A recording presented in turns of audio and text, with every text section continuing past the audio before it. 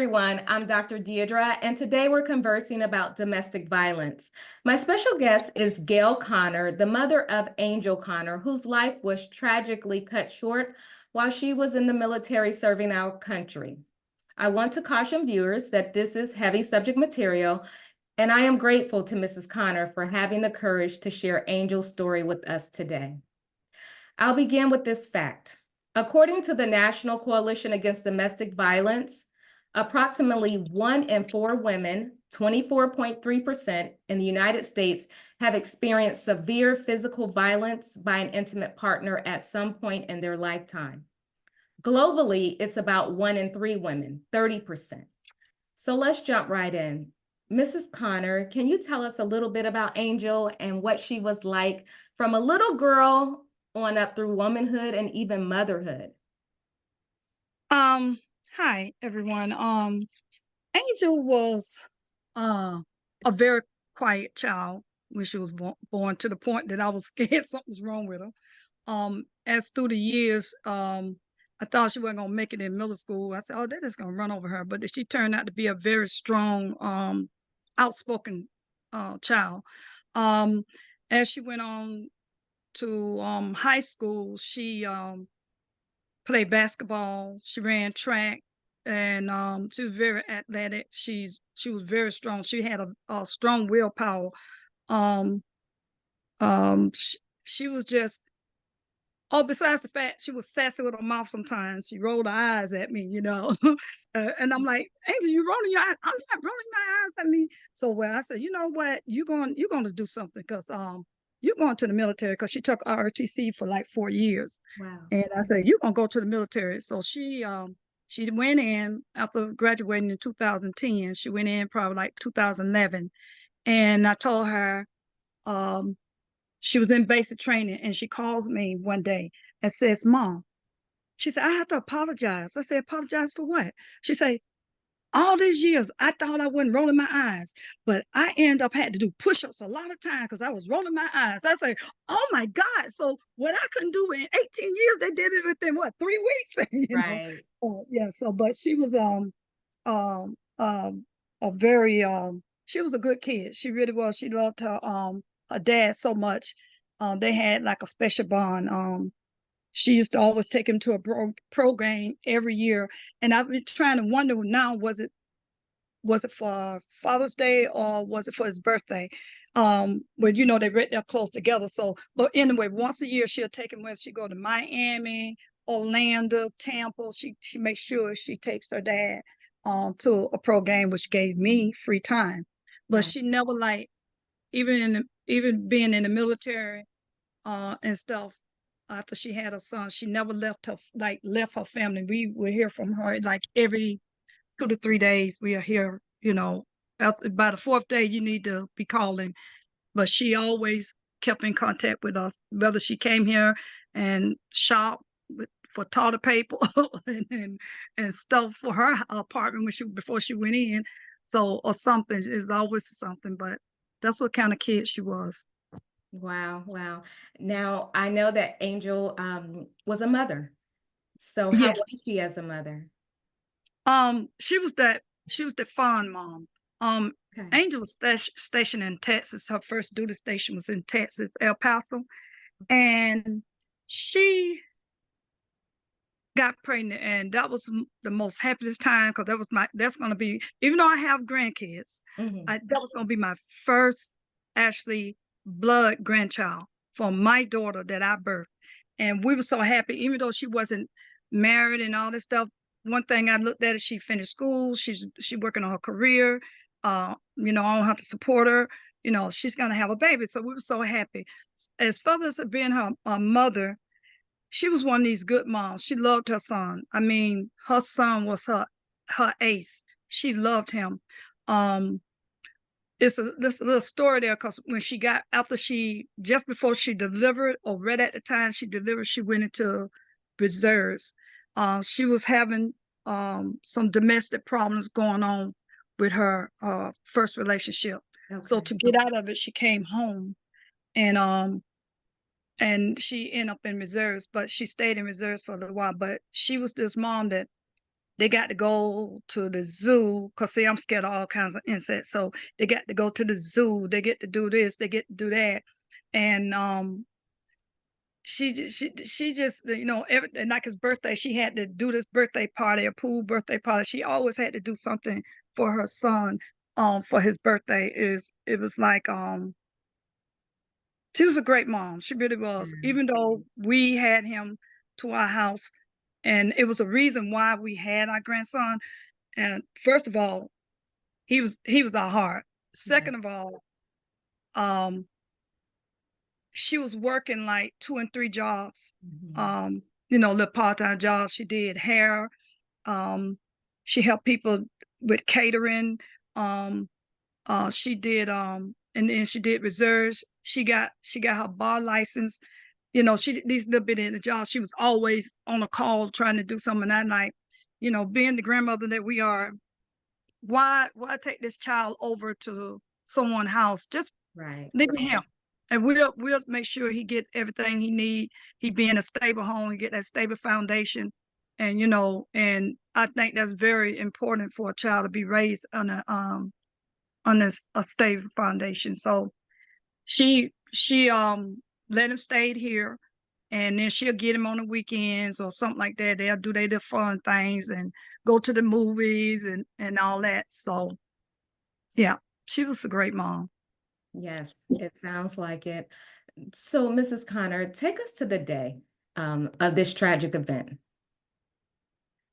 Okay, Angel re-enlisted back into the military, Okay. active duty, rather, let's say that. She had a hard time here in Florida to do it, so she went up into Virginia and she went in. And next thing I knew, she says, "Mom, I got to be in where she said she had to be somewhere. She had to be in Oklahoma." So her Okay. and another friend girl had drove to Oklahoma, and that was in March of 2019. And she was looking for a place to stay. She finally got a place. Now all the time we still had her son. And so when she her and her son used to always call each other. He called her anytime because she says, I said, "Angel, is it okay for him to call you anytime?" He just get the iPad and just hit "Let's go, my mom," boom, and calls her. And she said, yes. She said, if I can't get it, she said, I will call him back. I Mhm. said, okay. And she never forget to call him back. She calls him back just like, so he'll say, "Nana, mama must be at work." I said, "Yeah, I think she is. She knows she's gonna call you back." "Yeah, she'll call me back." Every Oh, little thing, so they had this good communication. Well, it ended up she was there. I'm assuming she probably was there for maybe 4 months. She met this guy named Richard Smith. Um, he was another soldier. He wasn't there when she got stationed there, and he was younger than her. So I knew this relationship was just somebody to have. I mean, not saying that she was playing with his heart or anything like that, but I think because of his age difference from hers, I felt like she was just somebody to be with because she ain't had no family there. right. Well, anyway, she came home for um Christmas of 2019, and she was here for about 2 weeks. And she had talked to us and stuff about their relationship and stuff like that. And she said, "Mom, I don't have time for drama." I said, "Well, hey," she said, "I'm in the military because I need my insurance for my son, and I need to be able to afford to take care of my son because his dad is not doing what he's supposed to do." Right. Um, so anyway, I said, "Well, my thing is, you do what you got to do because at the end of the day, that's women are very strong, and we have to, we do things that normally don't happen, and not demeaning anyone. They do whatever they want to do, but a child is not in fault for what a parent does. So Right. anyway, or don't do." So anyway, so she came home. We enjoyed each other. She did a lot of things with her son. They went to the circus. They went to to I think Busch Garden, and they went somewhere else. Took some. pictures with Santa Claus, and she went to church, and she was just really trying to get her time in because she was leaving. She didn't know exactly when she was leaving, but she was leaving, going to Dubai. Okay. So she was being trained to take over another soldier's position, um, because she was getting out the military. Well, one one day, we called each other off and on. The Mhm. night that or early morning, she was murdered. Actually, I was getting my dress done, and that's when I really decided that, because I'm growing my dress because of my daughter. But because I asked her before she left here, I said, "What you think about me getting dressed?" And she said, "Mom, I think they'll look good," because she was always a hair person. Yes. Yeah, and makeup artist and all that stuff. So that was another job she had too. But she called me, and I said, "Oh," I said, "Evelyn is doing my hair. That's my niece." And I said, "She doing my hair." And so she said, "Oh," I said, I'll call you back. She almost finished. I'll call you right back. Okay. The time is different, an hour different in Oklahoma and here. Okay. And so I called her back, and I said, "Where you going? You looking all cute." And she said, "Yes." I said, "Where you going?" She said, "I'm going out for drinks." I said, "Okay." I said, and I was gonna tell her it's late, because it was 12 o'clock here. So I'm saying it's late. I know she grown, but I'm like, going out this time. She said, and I said, "Oh, okay, that's right. It's an hour different." I say, "Who's going with you?" She said, "Richard." And she actually showed me him on the camera, and I said, "Hi." And he just kind of like, you know, really didn't say anything. You didn't hear him say anything, but he kind of nodded. Okay. And well, I don't fought with that right there. And then they left. Um, the last thing we said to each other, I heard her reach on her door. When she closed her door, she started losing signal. I said, "You be safe, and I love you." She said, "I love you too, Mom." Wow. That was the last time I heard from her. The next day, I think it was a Saturday, around noon, I felt so good. I felt so relaxed. Nothing ain't gonna mess with this day. So anyway, I guess a knock on the door. Police came, and he wanted to come in. So I let him in, and he asked me, then my grandson came out the back, and he said, "Oh, that's your grandson?" I said, "Yes." He said, "Oh, good." I said, "What?" He says, because I thought he was coming at me for something else. Because Right. they had a thing out the street that I was doing something. But anyway, and he said, "Do you have a daughter named Angel?" And that's when he proceeded to tell me what happened. I said, "That's not true, because I just talked to her. I just talked to her. No, that couldn't be true." And he gave me her birthday. He gave me the detective name, and I started screaming.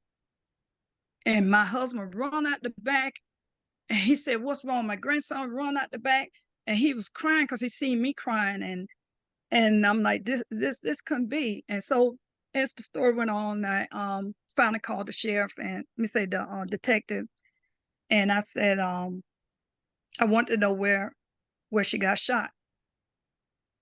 Um, and he said, "What you mean where she got shot?" I said, "Where about on her body did she get shot?"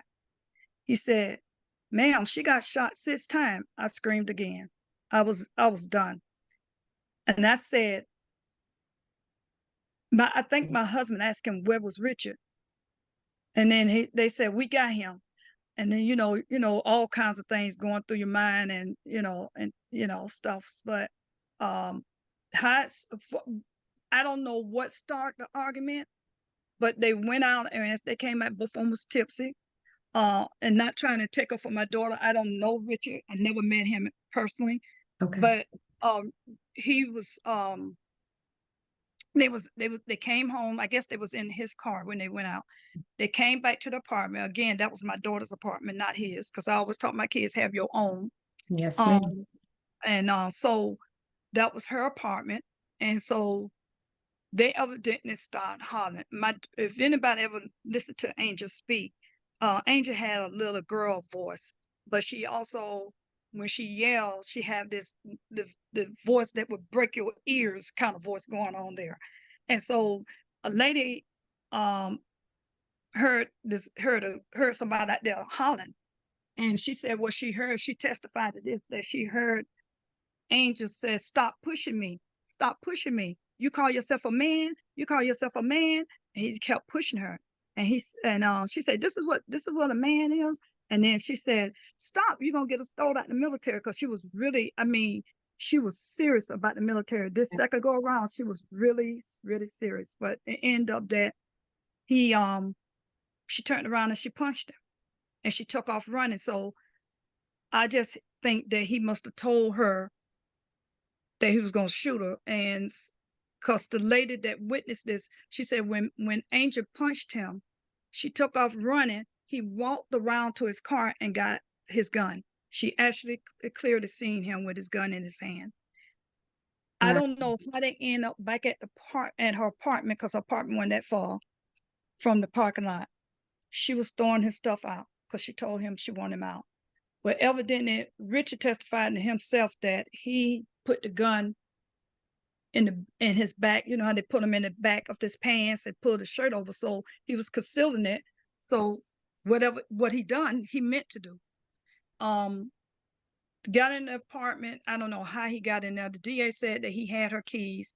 And I was thinking that she had the keys made and had a key to get in the apartment, but I don't think so, because at the end of the whole trial that I did not never get my daughter's apartment key or her car key. okay. And so she didn't have that. That means some kind of way he got it. But anyway, they got the evidently fighting in the apartment, and she had these upstairs, downstairs, and now this was 3 levels. It's different. It was 3 levels. Like you walk in and go upstairs, and then you're on the second floor, and then you go around in the circle, go through the living room, and go upstairs again, and you on the third floor. Okay. Well, they was evidently, for what they're saying, that he was to the top of the stairs, she was down to the almost to the bottom of the stairs, probably the second step going upward, and Mhm. he shot and in the front, and he said himself that she hit the wall and started crying. Um, I guess she went to get up, and he shot her again. When this happened and how this happened, he said he punched her before in the mouth so hard, and he realized he punched that hard. Um, but I found out during the trial he didn't only punched her; he got the butt of the gun and beat her in the face, and beat her in the face, and beat her in the face. I don't know what came first. I don't know what came second, but the shots in the front of her, in the front of part of her body, was the first 2 shots. He claimed he did a warning shot. They never found evidence of that. She ran out the house, so she had to go down the second stairs, and then he ran behind her. And as the video of someone else's neighbor caught the whole shooting, and you can hear her run out, you could hear the door open, you could hear the door close, and all you hear was her screaming to the top of her voice, and he coming behind her, and you just seeing her just shooting her, and she was still running, and he was just shooting her, and just started shooting her. And I guess after, I guess also running and keep getting shot, she lost so much blood. So she got to the end of the apartment, that apartment complex, and I think she was trying to hide. So you could see her bloody hand print that slid down on the side of the apartment, that she trying to get behind a bush. And then he caught up with her and seen her. And I think he must have heard something, because he went to walk away, and then he heard something and he went back. And somewhere along the line, I went blank, because I don't know if he shot her again or what. Okay. But by this time, the neighbor that heard him out there arguing called the police, and the police was out there in the neighborhood looking for um this argument going on. And he seen this guy, and he asked the guy, he say, "Did you see anybody out here arguing?" And he says, "No." And then all of a sudden he heard shots. And if anybody ever heard any shots in a apartment complex, it kind of ricocheted. So you Right. don't know where exactly it's coming from. The guy that the guy that was talking to the officer ducked down and ran off. The officer put his car in reverse and went back. Now this was all testimony. And he got out the car, he called for help, called for backup. He got out the car, and believe it or not, he was looking for where the shot's going. So, I can imagine how he was looking, and he ran right into Richard. Mm, Right thank you. into oh, that was a blessing. He had the gun in his hand. He told him to put the gun down, turn around, put your hands up. Richard proceeded to do that, but he did not put the gun down. He put his hands up, and the officer was started talking to him. He brought his hands back down, and then he kept telling him to put his hands back up, and he put it back up. And he got up to him, and he snatched the gun from him, and they handcuffed him, and was trying to put him in the car, but he wouldn't get in the car. He wouldn't bend down, so they had to, like, by this time more officers was there. He never told them where Angel was, and where she failed or whatever at. He never told us. So the police officers was looking, other police officers looking, and then you could hear on radio saying they found her. When they got to her, Angel was talking. Oh, wow. That was shocking. Another neighbor told me, he said, I was so shocked to hear that your daughter passed because she was talking so strong. I said, really? And so when I actually seen the video, the officer had on a body cam, he asked her what her name, she told him, and Angel just came out. Bridget Smith done this to me. Mrs. Connor, I have chills. So Mhm. tragic. So, I'm just, she lost crucial moments to her life because he could have said, hey, she's there. He was already going to Yeah. prison. And he Yes. knew that, but he could have, precious moments were wasted. But I'm so thankful and that she was able to communicate who did this to her. Yes. So let me ask you, Mrs. Connor, and thank you for getting through that and sharing that. I know it's tough. I could only imagine. Had you heard anything about Richard being violent against her, or had she mentioned anything? No, I didn't know the violence was going on until afterwards. But if anybody know Angel, Angel will fight. She don't care how big you are. She don't care how small you are. If you hit her, she gonna hit you back. And so no, I didn't have no idea that any of this was going on. But her best friend told me that Angel, and not on just Angel, but she told a lot of her cousins when she came home that she was gonna leave him alone. Okay. So I think he knew that All right. that But he the was. family, oh, I'm sorry. Go ahead. Go ahead. Well, I was just gonna say, but the family hadn't noticed any signs or warning signs from this individual.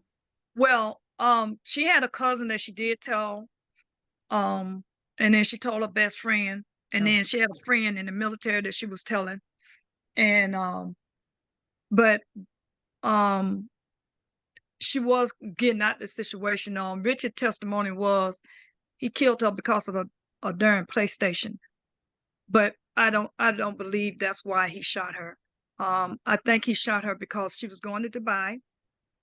She was leaving him because even though they was in the military together, they was in different units. Okay. Um, and then he stated when she came back for Christmas that he got his orders changed to go to Dubai too. So um, no, so I believe this was all premeditated, and that's what they got him for, premeditated first degree murder. So he's locked up, and he'll be locked up for the rest of his life with no chance of parole. Well, that's a blessing. That's a blessing Yeah. to the family. So let me ask you this because I know the family is still grieving. This is still very recent. Yeah. What impact has Angel's loss had on you and your family? Well, I know I didn't say this, but Angel was murdered. Um, Angel, okay, let me tell you this. Angel left here in 2020, going back from vacation from Christmas. She got back, the 2nd of January. The 18th of January of 2020, that's when she was murdered. Okay. And I tell you, Angel was like the glue to our family. She's like the oldest one, my oldest daughter, Jessica, she's kind of like, everywhere. Angel was like a home girl, body person. She could never leave her family. So she was like the glue that kept us together. Because if I couldn't find Jessica, or if I don't hear from Jessica, I call Angel. Angel could get Jessica. And but she's not only that was just with our immediate family, all her cousins and stuff have told me, and it's same when you have to wait till your child passed and then you learn these things, that how she was so attentive of what they were saying. She was a person, when you talk to her, she looks in your eyes. She Mhm. hear everything you're saying. And I did teach her that. And she didn't judge nobody if they were slow or they had some kind of problem. She just was that kind of person. And then she'll say, well, I think that's a great idea. I think you should do that. And I think she was very helpful of people doing things that they wanted to do. Um, but I just this guy that killed her, she supported him. He was gonna get out the military. She told him not to. Matter of fact, she taught then a lot of young people not to, because that's the mistake she made. Right. But she would listen to someone else telling her to get out. And she said she regret that every day that she did that, because she's like she was behind. So she's telling them it's nothing out there in the civilian life. It's best for you to stay in here, blah, blah, blah. So she evidently taught several people to stay into the military, including him. She supported him. She fed the military guys. She cooked them home cooked meals because they didn't get that much. Mhm. And she just was a friend with everybody. I mean, she was just, if you made her mad, she'll tell you what she feel, but she kind of like, okay, if you don't speak to her, she ain't gonna speak to you. Okay, she'll speak, but she ain't gonna sit around and just hold grudges against you like that. She wasn't that kind of person. Angel was a beautiful spirit. Do you think with her being in the military, there could have been more support for victims of domestic violence if she had shared? I know you said she shared with cousins and she talked to her best friend, but in your opinion, do you think there can be more support to prevent domestic violence? Or even, I've talked, being a veteran, I've spoken with soldiers and advocates about talking to soldiers when they first come in, not waiting to after something happens. So in your opinion, do you think there, can be more that can, or do you think more can be done to prevent domestic violence? Yes, I truly believe so. Richard already had paperwork on him for being up on his wife, Oh, wow. Okay. and she evidently got out the military, so she had paperwork um for that. But the I don't know how it happens in the military, but it evidently must go down a chain of command. Angel problem was, mom, there are more for the men than there is for the ladies. So it's a stigma in the military, and I have never been in there. Is that usually when a woman get into a situation with their husband or their boyfriend, and the man is in the military, it's always the woman that gets shipped or have the problem, or it's the one that have the issue. And that was one of the things why she said, if you remember that, you need to stop. You're gonna get us kicked out the military, and us mean just her, cause she's the woman. It's still, even though it's unisex, but still the fact is men have a little bit more authority, and I feel that when someone come to them about someone in domestic violence, they need to go. They need to be actually shipped to a whole nother area, um, whether they married or not, to a whole nother station. Um, I'm not saying he's not going to do it again. He need to go through intense therapy. I believe they need to wear some kind of violence patch, like you get your you have your name on your thing. You need to wear a patch. You should not be allowed to live off post. You should stay in post. You should never be able to leave without getting permission. And this should go on for about 5 or 6 months. And I think they need to do a little bit more onto that because, and then if you were dating someone that's in the military, if you start dating someone, I think it should be this person need to be able to know this man have some domestic issues. Right. And even though you go through counseling, it doesn't mean that you're cured. You just a lot of people that's gonna have domestic violence, I believe that even though they go through it, someone could be somewhat cured. They have to fight it, have to want it. But then someone say, nah, I got a better way of doing it now. I could do it a way now they won't never find out. So I think the military was good to me, but I still feel like they need to do a lot more than what they do. Because, you know, you hear women's getting raped when they go overseas and they've been raped by other guys and it's nothing really done because now you're the crazy one.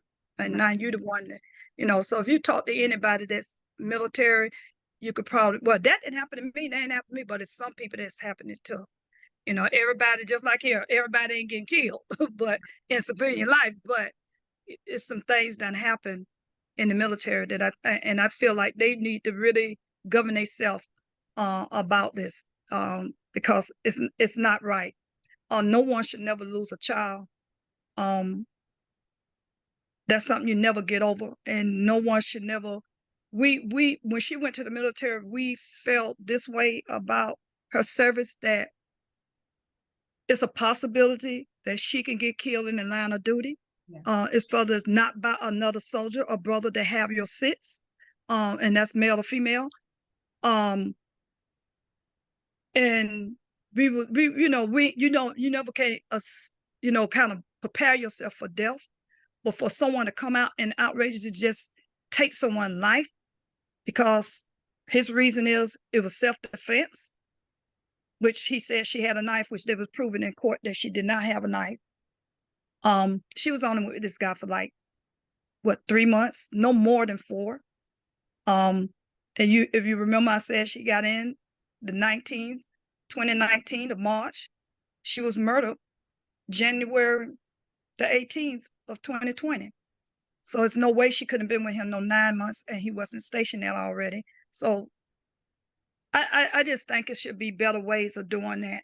And they got too many bases around here to not send a person. Either somebody got to leave, and I think it should be the person that actually doing the violence.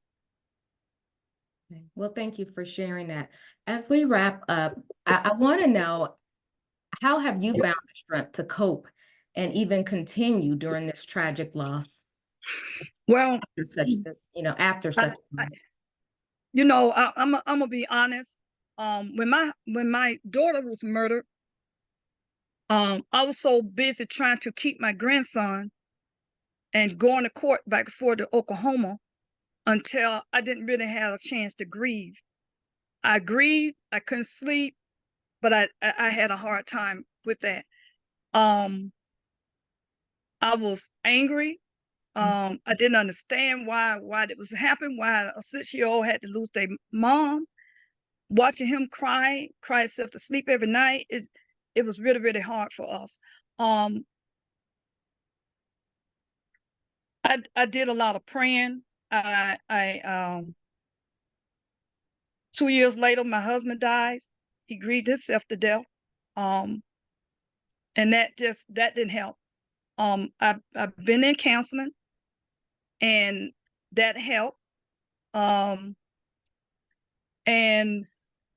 I'm still grieving because I miss them both, because even though I don't have my grandson now, and we still are off and on in litigation. We have a court order for me to visit. He won't let me see my grandson. They don't move. He won't tell me where they at. I have no idea where my grandson at. A lot of people don't know I'm still going through stuff, and it's hard for me to actually live without, you know, it's hard. Well, not live, I can't say that. It's hard. I don't do a lot of crying because I do a lot of legal stuff to try to either see my grandson. So with my grandson being gone, my husband passed away, my daughter was murdered. It's like I had 3 people to die within 2 years.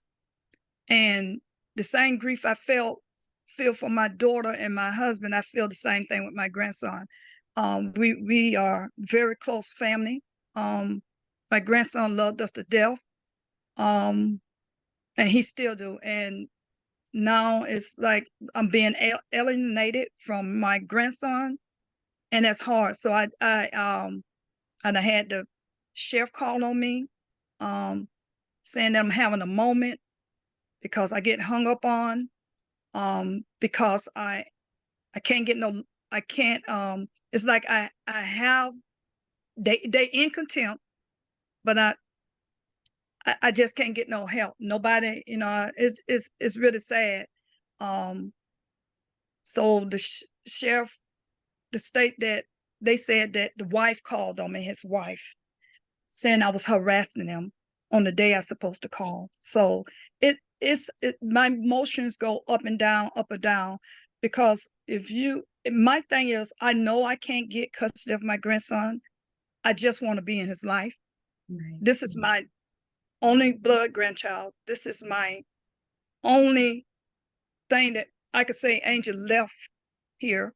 And it's just sad because, and it keeps me in I can function, but it keeps me like, oh, look how these people got their grandkids and they got their husbands, and I lost everything. My house went to noise, to zero, to nothing. Crickets, as my daughter would say, crickets. So it's hard. I still have a hard time. I think you never ever get over a death of your child, and because of, it's not just you lost your child, it's how you lost your child. And it's, you go all kinds of things, because I don't blank pray all through. I pray 3 o'clock, 4 o'clock, whenever I get up to go to the bathroom, I'm praying, because I do believe that. As you have heard, the pain that this mother feels from losing her daughter to domestic violence is compelling. We will continue this conversation in part 2. As always, remember, self-love is sexy. Be selfish in your love for self and selfless in your love for others. If you enjoyed this video, hit like. If you found this video useful and want to see more, subscribe. If it pertains to someone you know, share it. And of course, if you have an opinion, leave a comment. A conscious heart will do all 4. Thank you.